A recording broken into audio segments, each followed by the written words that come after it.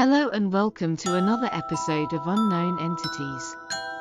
Today we follow on with the paranormal caught on film. In part 2, we will take a closer look at Strange Lights and Apparitions, a title with two concepts and multiple interpretations, some separate and some entwined. With the photos of lights shown here, there is an implication that something we don't understand is happening. That leads us into the world of the apparition. In this part we also take a closer look at curious pictures of what might be astral projection. This and other light manifestations have a natural and simple explanation, or are we discovering here something new and perhaps as controversial as an unknown energy field? Please like, comment, subscribe and hit the notification bell to not miss new content. Now without further ado we bring you part 2, Strange Lights and Apparitions. The Missing Husband. Receiving recently taken photographs is always a pleasure, since they allow greater scrutiny of the circumstances of that shot and the people concerned. Judith sent this picture along to the publisher with this covering email. This was a photo of my husband Colin and I on New Year's Eve with my daughter in 2007. There is someone in the background dancing and Colin is overtaken by a bright light that could not have shone through him. He is actually leaning on my right arm. When Judith was contacted to find out more, she furnished us with plenty of extra details. The shot was taken at a pub in Honiton, Devon, by a friend of Judith's daughter. In this frame her husband was blocked out, but in all the other photos he was clearly visible. Judith also told us that her mother had died 3 days earlier and that they had said their goodbyes during a last visit the week before. Judith believes that her mother's presence may have been with them at the New Year's Eve party and confirmed. Mum was proud of her 2 girls and loved to have her photo taken with us. Perhaps her energy has influenced this shot and somehow burnt itself onto the photograph, obliterating Colin from the image in the process. A hovering spirit. This very dark and indistinct photo was taken from a series of infrared digital video shots, 5 pictures from a 1-second video, recording a sleep study session. These images are reminiscent of orbs, but with snake-like activity as opposed to ball movement with trails. There are many photos of orbs available, with varying degrees of clarity and information, and many different opinions about their origins. Skeptics will advance natural causes such as dust pollution, condensation, or lighting anomalies. Not to mention a deliberate fraud, but once I directed an investigation at the allegedly haunted Bell Hotel in Thetford, Norfolk, where we not only saw orbs with the naked eye but also filmed them in movement.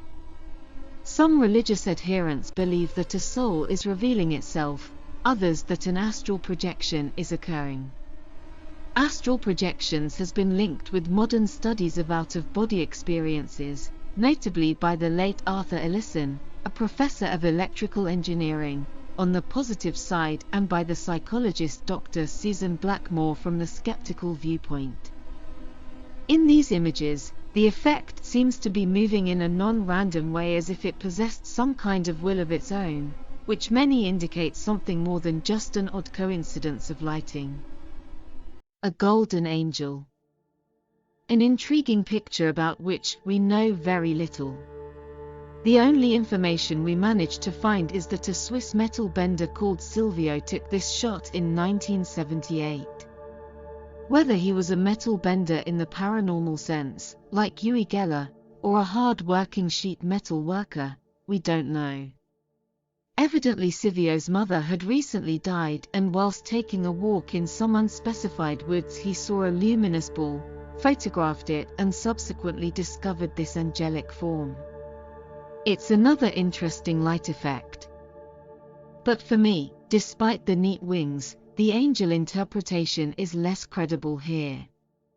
Its form seems rather more random or accidental than the Michigan angel that we will look at later, but there is the same quality of incandescent light again.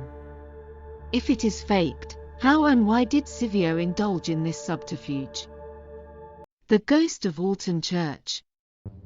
This shot was taken by Eddie Coxon on the 12th of September 1993 during a flower festival in a church in Staffordshire. Although he admits that there were other people in the church at the time, he is adamant that no one was in front of the camera when he took this photograph on a 2 to 3 second exposure without flash. Questions: did he suffer from photographer blindness, and did he someone briefly appear in the shot? The long exposure time would certainly produce an effect like this if someone had walked through the shot. Was the print damaged during development? Was the film faulty in the first place? Has the print been doctored to show an apparitional form? Or has Mr. Coxon photographed a genuine ghost?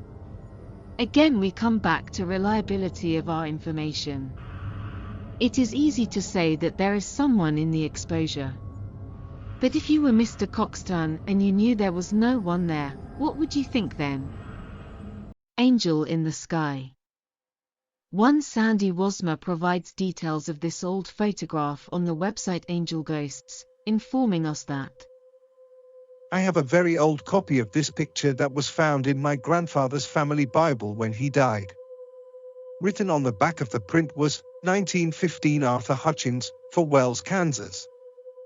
Another website, tinety.org, claims it was taken in Oregon by a farmer called Dinklear J. Belvins.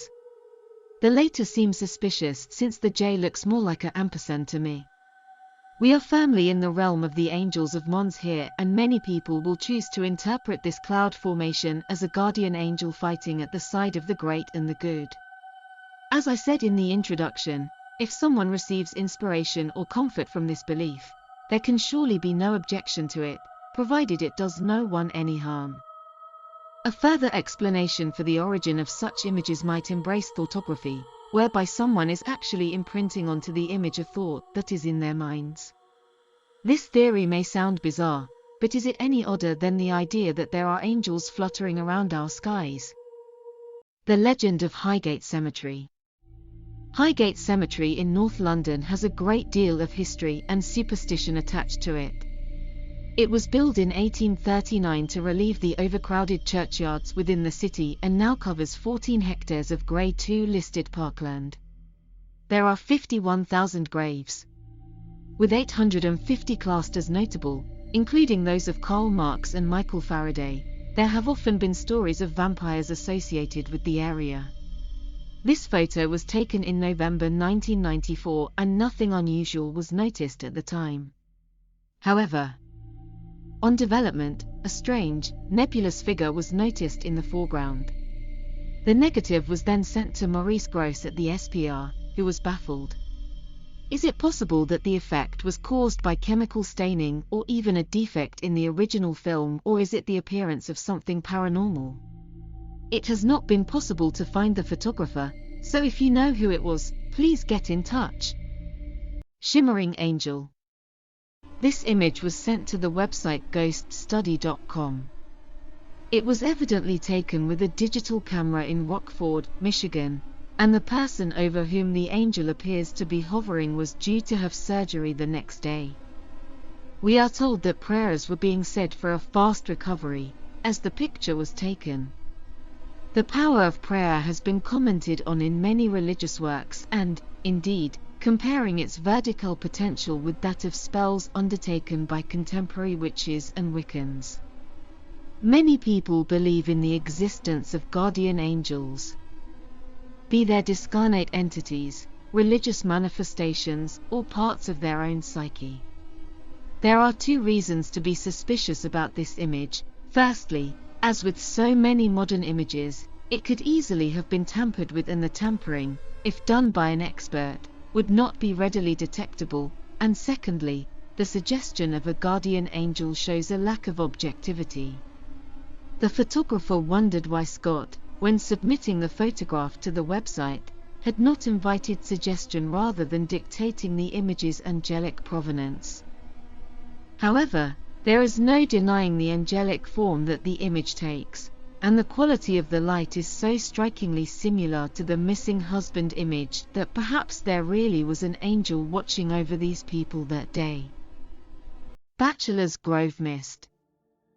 Readers of Ghosts Caught on Film will be aware of some of the history and hauntings attached to this cemetery in Illinois, and over the years mysterious mists have also been filmed which people have claimed have not been attributable to weather conditions or breath being photographed accidentally.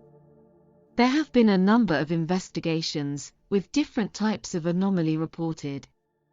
Such mists are quite common either in conjunction with other paranormal events, as in the case of Belgrave Hall, Leicester, or as a separate manifestation. These have included poltergeist activity and alleged apparitions. The Cyprus Ghost. George Karnagowski took this shot of the harbour lights at Limassol Bay on the night of the 23rd of September 1986, when the temperature was about 29 degrees Celsius. He is not able to be very particular about the circumstances of the shot. He says he took 5 shots, each about 2 minutes apart, and he is adamant that nobody crossed in front of the wall where his camera was positioned. His girlfriend was with him at the time and verifies this. Although most of George's shots appeared normal after processing by Kodak back in England, one seems to contain an unknown effect. The lighting anomaly has a similar quality to the angel captured in St. Peter's Basilica, but that was apparently created by strong daylight. The source of the apparition is not so obvious. A History of Pain. This intriguing image was taken by members of the Haunted Britain investigation team at the Royal Patriotic Building in South London. The eerie swirls of the light looks as if they may simply have been caused by the camera moving during the taking of the picture, but not only do the team claim that this was not the case, but the camera was actually mounted on a tripod at the time, and therefore incapable of movement. The building itself has an intriguing past, built as an orphanage for daughters of servicemen who died in the Crimean War. It was nearly closed down following a scandal involving the abuse and death of one of the orphans whose ghost is said to roam the cloisters. During the First World War it was used as a military hospital. The field behind the building, now the cricket pitch, was filled with marquees housing as many as 1,800 patients at any one time. During the Second World War the building became an alien clearing station run by M16. It was rumored that suspected spies were incarcerated for years, both in the building and in windowless concrete cells constructed in the south courtyard. So there's plenty of background for paranormal activity, but perhaps not enough to go on with these strange lights to speculate further. The Virgin in Egypt. Visions of the Virgin Mary are numerous. Lourdes in France and Knock in Era spring to mind, and she seems to appear in a number of guises, ranging from simulacra such as rocks and trees to water-based or aerial projections. We have photographic evidence for one of the more famous examples of the latter taken in 1968, showing what looks like a version of the Virgin Mary over the Coptic Orthodox Church of St. Mary in Z-Town, Egypt. The Virgin allegedly stayed there for some 10 days and was seen by hundreds of people.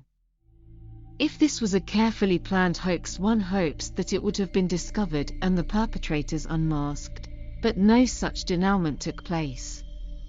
Mary appeared again in Cairo in 1986, coinciding with extensive power failures and political upheavals. A sign from God, an elaborate hoax, a natural light or cloud formation? Again, it's for you to decide. The mysterious red donut. This is another of the many photographs of bizarre images that were sent to Maurice Grosse between 1977 and 2006. It was taken as a family shot of 2 children under perfectly normal circumstances in their garden in Stafford in 1994. Other photographs on the same film did not contain any unusual markings. However, the large red shape is quite unmistakable and almost seemed to fit beneath the girl's arm. It has been suggested to us that the photographer's first finger and thumb might accidentally have been caught in the shot. But since the cameras usually have the shooter button on the right-hand side, this would have made holding the camera very difficult. Furthermore, the color would not seem to be appropriate. The camera strap syndrome is often blamed for unlocatable shapes on the edge of photographs, but I don't think that works in this case. One commentator, perhaps with a degree of humor, suggested the image resembled a scrunchie that might have flown partially in front of the lens. With this example, it has not been possible to view the negative to see if the red image is different there or to check for tampering. Angel in the Vatican. This photo caused quite a storm when it appeared in the Daily Express on the 31st of March 2007. It was taken by Andy Key, a retired policeman, when he was visiting the Vatican and listening to the Pope in St. Peter's Basilica. Neither he nor anyone else observed the figure, and it was only when he and his wife viewed the shots on his computer after returning home that they noticed the anomaly. The blurred figure may suggest an angel, but only in its traditional appearance of a winged being, impregnated on our minds through Renaissance artworks. Mr. Key alleges that professional photographers were baffled as to what caused it, but it seems likely to be a coincidental play of light and reflections from the window above. Mr. Key also stressed that he and his wife were not in Rome for religious reasons, but simply sightseeing. But the resemblance of the apparition to an angel greatly adds to its power in a place of such religious significance. End of part 2. Thank you for watching, and I hope you enjoyed this second part of this 6-part series. Please smash that like button, comment, share and subscribe to our channel. Also hit that notification bell, so you don't miss our new videos. Part 3 coming soon. You can also find us on Facebook under Unknown Entities and on TikTok under Unknown Entities 13. Check out our other videos too. See you all next time.